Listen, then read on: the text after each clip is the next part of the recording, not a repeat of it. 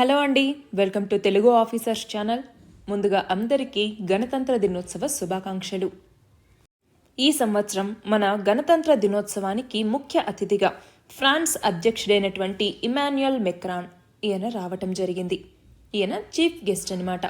అలాగే ఈసారి రిపబ్లిక్ డేకి సంబంధించి కొన్ని ప్రత్యేకతలు అన్నటువంటి ఉన్నాయి. ఏంటి ఆ ప్రత్యేకతలు అన్నటువంటి చూద్దాం. అయితే ఈ సంవత్సరం థీమ్ లేదా ఇతివృత్తం, నినాదం అని పిలుస్తూ ఉంటాం. ఈ సంవత్సరం థీమ్ ఏంటి?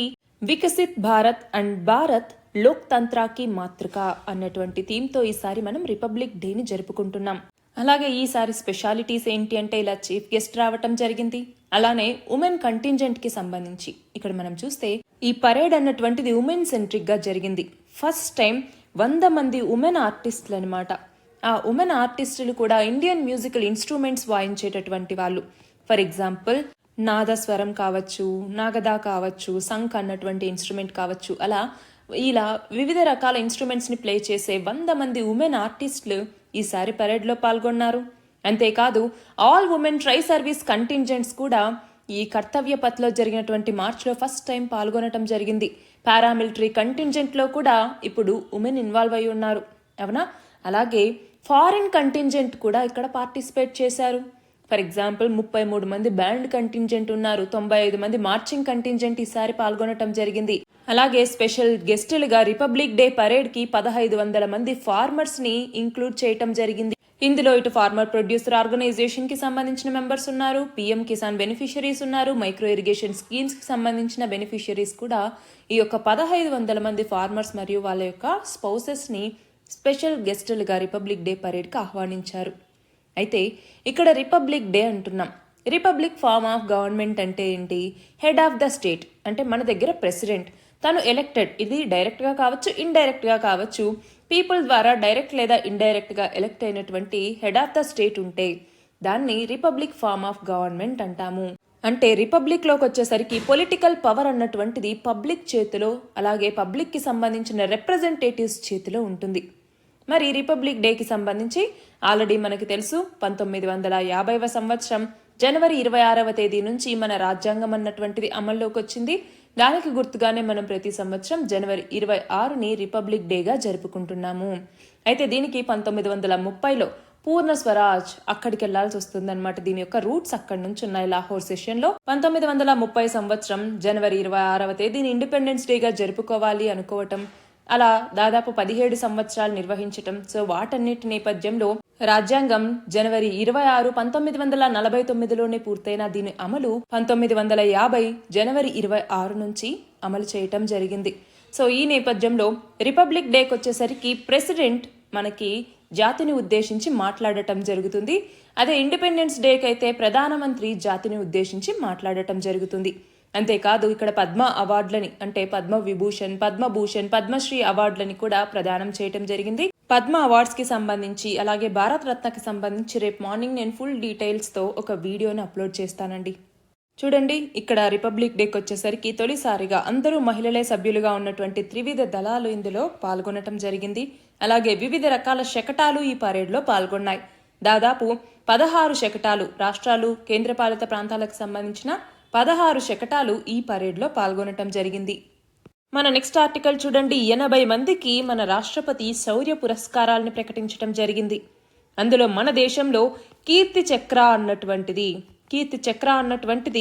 2వ అత్యున్నత శాంతికాల శౌర్య పురస్కారం. అలాగే దీని తర్వాత శౌర్య చక్ర అన్నటువంటిది 3వ అత్యున్నత శాంతికాల పురస్కారం. ఆ తర్వాత శౌర్య పురస్కారం అన్నమాట. అయితే ఇక్కడ ఏంటి, మొత్తం 6 మందికి కీర్తి చక్ర అవార్డులు, అలాగే 16 మందికి శౌర్య చక్ర అవార్డులు, 53 మందికి శౌర్య పురస్కారాల్ని ప్రకటించడం జరిగింది. అయితే సైనిక దళాలు, ఇతర సిబ్బందికి చెందిన దాదాపు 311 మందికి రాష్ట్రపతి అవార్డులని కూడా ఇవ్వటం జరిగింది. అయితే కీర్తి చక్ర ప్రకటించినటువంటి 6 మందిలో 3గురికేమో పోస్టమస్ గా అంటే మరణానంతరం, అలాగే శౌర్య చక్రాకి ఎంపికైనటువంటి 16 మందిలో 2కేమో మరణానంతరం ఈ పురస్కారాలని ప్రకటించడం జరిగింది. అలాగే శౌర్య పురస్కారాలకి ఎంపికైనటువంటి 53 మందిలో 7 మందికి మరణానంతరం పోస్టమస్ గా ఈ అవార్డులని ప్రకటించారు. మన నెక్స్ట్ ఆర్టికల్ చూడండి. భారతదేశంలో నేర న్యాయ చట్టాల సంస్కరణలకి సంబంధించి ఏవైతే ఇంతకు ముందు ఉన్న సిఆర్పిసి కానివ్వండి, ఐపీసీ కానివ్వండి, ఎవిడెన్స్ యాక్ట్ కానివ్వండి, వాటి నేపథ్యంలో కొత్త బిల్లుల్ని పార్లమెంట్లో ప్రవేశపెట్టడం జరిగింది. పార్లమెంట్ ఆమోదించిన తర్వాత రాష్ట్రపతి ఆమోదించారు. దాని తర్వాత వాటి స్థానంలో కొత్త చట్టాలన్నటువంటివి వచ్చాయి. ఏమేంటి? ఇంతకు ముందు ఉన్నటువంటి ఇండియన్ పీనల్ కోడ్, దీని నేపథ్యంలో భారతీయ న్యాయ సంహితను తీసుకురావటం జరిగింది. అలాగే క్రిమినల్ ప్రొసీజర్ కోడ్ లేదా కోడ్ ఆఫ్ క్రిమినల్ ప్రొసీజర్ స్థానంలోకి వచ్చేసరికి భారతీయ నాగరిక్ సురక్షా సంహిత అనేసి, అలాగే ఇంతకు ముందున్నటువంటి ఎవిడెన్స్ యాక్ట్ స్థానంలో ఇప్పుడు భారతీయ న్యాయ యాక్ట్ అనేసి తీసుకురావటం జరిగింది. మరి ఈ చట్టాల్లో ఏమేం మార్పులు తీసుకొచ్చారు? ఎప్పుడో బ్రిటిష్ ఎరాలో తీసుకొచ్చినటువంటి ఈ చట్టాల్లో ఇప్పుడు కాలానుగుణంగా ఎన్నో మార్పులు అవసరమవుతూ ఉన్నాయి అన్నటువంటి నేపథ్యంలో ఈ యొక్క కొత్త చట్టాలను తీసుకొచ్చారు. దీని ద్వారా ముఖ్యంగా ఎలక్ట్రానిక్ ఎవిడెన్స్ ని ఇప్పుడు ఓకే చేయటం జరిగింది. అలాగే శిక్షలకి సంబంధించి కూడా కొన్నింటికేమో శిక్షల్ని తగ్గించటం జరిగింది, కొన్నింటికేమో శిక్షల్ని పెంచటం జరిగింది. సో ఇలా వివిధ మార్పుల్ని చేయటం జరిగింది. అంతేకాకుండా ఇక్కడ ప్రాథమిక అభియోగ పత్రాలు ఏవైతే ఉంటాయో, అంటే ఫస్ట్ ఇన్ఫర్మేషన్ రిపోర్ట్ లేదా ఎఫ్ఐఆర్ అంటాం, ఎఫ్ఐఆర్, అలాగే ఛార్జ్ షీట్లు, వేలి ముద్రలు, వీటన్నింటినీ నిల్వ చేయటం జరుగుతుంది. ఇది ప్రపంచంలోనే అతిపెద్ద సమాచార నిధి అని చెప్పొచ్చు. అందులో డిజిటల్ రూపంలో ఉండే డేటాని పోలీసులు, కోర్టులు ఎప్పుడైనా కూడా యూజ్ చేసుకోవటానికి వీలవుతుంది. అంటే ఏంటి? ఇప్పుడు మన డిజిటల్ ఎరాకి కావాల్సినట్టుగా ఇందులో మార్పులు చేర్పుల్ని తీసుకొచ్చారు. నెక్స్ట్ ఆర్టికల్ చూడండి. జ్ఞానవాపి మసీద్ కేసుకి సంబంధించి. జ్ఞానవాపి కేసు అన్నటువంటిది ఏంటి? జ్ఞానవాపి కేసు ఒకవైపు కాశీ విశ్వనాథుని ఆలయం అన్నటువంటిది ఒకప్పుడు ఉంటే దాన్ని కొట్టేసి అక్కడ జ్ఞానవాపి మసీదుని ఔరంగజేబు నిర్మించాడు అన్నటువంటి నేపథ్యంలో కోర్టుకి కేసు అన్నటువంటిది వెళ్ళింది. ఆ నేపథ్యంలో కోర్టు అన్నటువంటిది ఆర్కియలాజికల్ సర్వే ఆఫ్ ఇండియా ఏఎస్ఐని ఇక్కడ సర్వే చేపట్టండి అన్నట్టుగా చెప్పింది. ఈ పురావస్తు శాఖ సర్వేని చేసి ఇప్పుడు నివేదిక ఇచ్చింది. ఆ నివేదికలో ఏం చెప్పటం జరిగింది? ఈ జ్ఞానవాపి మసీద్ కింద హిందూ ఆలయానికి సంబంధించిన అవశేషాలు ఉన్నాయి అన్నట్టుగా చెప్పారు. మసీదుని వాటి మీదే నిర్మించారు. ఈ ప్రాంగణంలో తెలుగు, అలాగే కన్నడ, దేవనాగరితో సహా 34 భాషల్లో శాసనాల ఆనవాళ్లు ఉన్నాయి అన్నట్టుగా ఈ ఆర్కియలాజికల్ సర్వే ఆఫ్ ఇండియా చెప్పింది. అంతేకాదు ఇక్కడ జనార్దన, రుద్ర, ఉమేశ్వర అనే 3 దేవళ్ల ప్రస్తావన అనేటటువంటిది ఉంది. ఆలయానికి సంబంధించిన స్తంభాలకే కొంచెం మార్పులు చేసి మసీదు నిర్మాణంలో వినియోగించారు అన్నట్టుగా చెప్పటం జరిగింది. మరి దీనికి సంబంధించి కోర్టు అన్నటువంటిది ఏం తీర్పు ఇస్తుంది అన్నటువంటిది మనం చూడాలి. నెక్స్ట్ ఆర్టికల్ చూడండి. జస్టిస్ ప్రసన్న బాలచంద్ర వరాలే, ఈయన సుప్రీంకోర్టు న్యాయమూర్తిగా ప్రమాణ స్వీకారం చేయటం జరిగింది. ఈయన ప్రమాణ స్వీకారం చేసిన తర్వాత సుప్రీంకోర్టులో న్యాయమూర్తుల సంఖ్య 34కి చేరింది. మరి ఎవరు సుప్రీంకోర్టు న్యాయమూర్తి చేత ప్రమాణ స్వీకారం చేయిస్తారు అంటే సుప్రీంకోర్టు ప్రధాన న్యాయమూర్తి సుప్రీంకోర్టు న్యాయమూర్తుల చేత ప్రమాణ స్వీకారం చేయించటం జరుగుతుంది. నెక్స్ట్ ఆర్టికల్ చూడండి. కేంద్ర విద్యాశాఖ 2021-22కు సంబంధించిన సర్వేని విడుదల చేసింది. దేనికి సంబంధించి? ఉన్నత విద్యకి సంబంధించి. అయితే ఇందులో ఏమేం ముఖ్యాంశాలు ఉన్నాయి? ఒకటి, 2014వ సంవత్సరం నుంచి గనక మనం చూస్తే 2014 నుంచి 2021-22 మధ్య మహిళా విద్యార్థుల సంఖ్య 1.57 కోట్ల నుంచి 2.2 కోట్లకు పెరిగింది. అంటే 32% వృద్ధి అన్నటువంటిది నమోదైంది. అలాగే ఎస్సీ విద్యార్థుల ప్రవేశాలు 44% మేర పెరిగాయి. మహిళా ఎస్సీ విద్యార్థుల సంఖ్య 21 లక్షల నుంచి 31.7 లక్షలకు పెరిగింది. అలాగే ఎస్టీ విద్యార్థుల సంఖ్య 16.4 లక్షల నుంచి 27.1 లక్షలకు పెరిగింది. అలాగే ఎస్టీ మహిళా విద్యార్థుల సంఖ్య 7.47 లక్షల నుంచి 13.46 లక్షలకు పెరిగింది. ఓబీసీ విద్యార్థుల సంఖ్య 1.13 కోట్ల నుంచి 1.63 కోట్లకు పెరిగింది. మహిళా ఓబీసీ విద్యార్థుల సంఖ్య ఏమో 52.36 లక్షల నుంచి 78.19 లక్షలకు పెరిగింది. అలాగే 2014-15 నుంచి 2021-22 మధ్యలో పిహెచ్డి ప్రవేశాలు కూడా 1.17 లక్షల నుంచి 2.13 లక్షలకు పెరిగాయి. ఉన్నత విద్యలో మైనారిటీ మహిళా విద్యార్థుల సంఖ్య కూడా పెరిగింది. 2014-15 తర్వాత మన దేశంలో 341 యూనివర్సిటీలు, ఆ స్థాయి విద్యా సంస్థలు కూడా ఏర్పాటయ్యాయి. అలాగే మహిళా బోధనా సిబ్బంది సంఖ్య కూడా చూడండి 5.69 లక్షల నుంచి 6.94 లక్షలకు పెరిగింది. అలాగే 17 యూనివర్సిటీలు, వాటి పరిధిలో 4470 కాలేజీలు కేవలం మహిళలకు మాత్రమే ఉన్నాయి. బోధనా సిబ్బంది సంఖ్య కూడా ఇప్పుడు 15.98 లక్షలకు పెరిగింది. అందులో 56.6% పురుషులే ఉంటే 43.4% మహిళలు ఉన్నారు.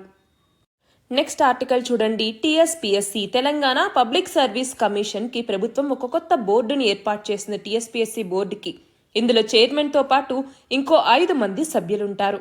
చైర్మన్గా ఎవరున్నారు? విశ్రాంత డీజీపీ అయినటువంటి ఎం మహేందర్ రెడ్డి, సభ్యులుగా ఏమో విశ్రాంత ఐపీఎస్ అధికారిని అయినటువంటి అనితా రాజేంద్ర, అలాగే విశ్రాంత పోస్టల్ సర్వీస్ అధికారి అయినటువంటి professor Amirullah Khan, JNTU professor అయినటువంటి నర్రి యాదయ్య, అలాగే జెన్కో ఈడీ అయినటువంటి ఎర్రబాడి రామ్మోహన్ రావు, మాజీ మున్సిపల్ కమిషనర్ అయినటువంటి పాల్వాయి రజనీ కుమారి. వీళ్ళని నియమిస్తూ ప్రభుత్వ ప్రధాన కార్యదర్శి ఉత్తర్వులు జారీ చేయటం జరిగింది. నెక్స్ట్ చూడండి. 2023 డిసెంబర్లో భారత్లో పర్యటించిన ఒమన్ సుల్తాన్ ఎవరు అంటే హైతమ్ బిన్ తారిక్. మనం చూస్తే గత 26 ఏళ్లలో ఒమన్ సుల్తాన్ భారతదేశాన్ని సందర్శించటం ఇదే మొదటిసారి. అంతేకాదు ఇక్కడ సముద్ర జలాలకు సంబంధించి, అనుసంధానతకి సంబంధించి, హరిత ఇంధనం, అంతరిక్షం, సాంకేతికతలు, డిజిటల్ చెల్లింపులు ఇలా దాదాపు 10 రంగాల్లో 2 దేశాల మధ్య సహకారంతో ముందుకెళ్లటానికి కీలక దార్శనిక పత్రాన్ని కూడా విడుదల చేయటం జరిగింది. నెక్స్ట్ చూడండి. ప్రవాసుల నుంచి విదేశీ మారక ద్రవ్యాన్ని అందుకుంటున్నటువంటి దేశాల్లో 2023 ఏడాదికి గాను ఏ దేశం అగ్రస్థానంలో నిలిచింది అన్నట్టుగా ప్రపంచ బ్యాంక్ ప్రకటించింది? మన భారతదేశం. నెక్స్ట్ చూడండి. ప్రతి సంవత్సరం ఏ తేదీన జాతీయ అంకుర సంస్థల దినోత్సవంగా నిర్వహిస్తూ ఉన్నాము అంటే జనవరి 16వ తేదీన. అయితే ఇక్కడ ఇంకొక క్వశ్చన్ అండి. రీసెంట్గా ఏ దేశ కరెన్సీ అన్నటువంటిది అత్యంత బలమైనది అన్నట్టుగా ఒక రిపోర్ట్ విడుదలైంది. మరి ఏ దేశ కరెన్సీ అత్యంత బలమైనటువంటిది ప్రపంచంలోనే? దీని ఆన్సర్ కమెంట్ సెక్షన్లో ఇవ్వండి. నెక్స్ట్ చూడండి. Which of the following persons has been appointed as the director general of Sashastra Seema Bal ఎస్ఎస్బికి డైరెక్టర్ జనరల్గా ఎవరు అపాయింట్ అయ్యారు అంటే దల్జీత్ సింగ్ చౌదరి. నెక్స్ట్ క్వశ్చన్ చూడండి. Government of India former Bihar chief minister అయినటువంటి ఏ వ్యక్తికి పోస్టమస్గా భారత్ రత్న అవార్డుని ప్రకటించింది అంటే ఎవరు? కర్పూరి ఠాకూర్. నెక్స్ట్ క్వశ్చన్ చూడండి. Which of the following schemes is introduced to empower rural women entrepreneurs through financial assistance scheme? ఏంటది? ఎంఎంయుఏ అంటే ఏంటి? అస్సాం యొక్క ముఖ్యమంత్రి మహిళా ఉద్యమిత్ర అభియాన్ అన్నటువంటిది సెల్ఫ్ హెల్ప్ గ్రూప్స్ కి సంబంధించిన రూరల్ ఉమెన్ కోసం ఈ స్కీమ్ ని తీసుకురావటం జరిగింది. నెక్స్ట్ క్వశ్చన్ చూడండి. Which of the following championships of 2024 marked a historic moment for Indian athletes as Mansingh? ఏంటి అది? మనం చూస్తే ఏషియన్ మారథాన్ అన్నటువంటిది. నెక్స్ట్ క్వశ్చన్ చూడండి. నేషనల్ గర్ల్ చైల్డ్ డేని ఏ రోజున సెలబ్రేట్ చేస్తారు అంటే జనవరి 24వ తేదీన. నెక్స్ట్ క్వశ్చన్ చూడండి. The government's annual financial statement, దీన్నే బడ్జెట్ అని కూడా పిలుస్తూ ఉంటాం. ఏ ఆర్టికల్ దీని గురించి చెప్తుంది? ఆర్టికల్ 112. నెక్స్ట్ క్వశ్చన్ చూడండి. Which country has become the 5th country to successfully soft land A space craft on the moon? దీనిని ఆల్రెడీ మనం న్యూస్లో చదివామవునా? దీని ఆన్సర్ ఒకసారి కమెంట్ సెక్షన్లో ఇవ్వండి. అలాగే చివరి క్వశ్చన్ చూడండి. Un uncommon love the early life of Sudha and Narayana Murthy authored by which of the following persons? దీని ఆన్సర్ కూడా కమెంట్ సెక్షన్లో ఇవ్వండి. వీటి ఆన్సర్స్ రేపటి వీడియోలో చూద్దాం. All the very best and thank you very much.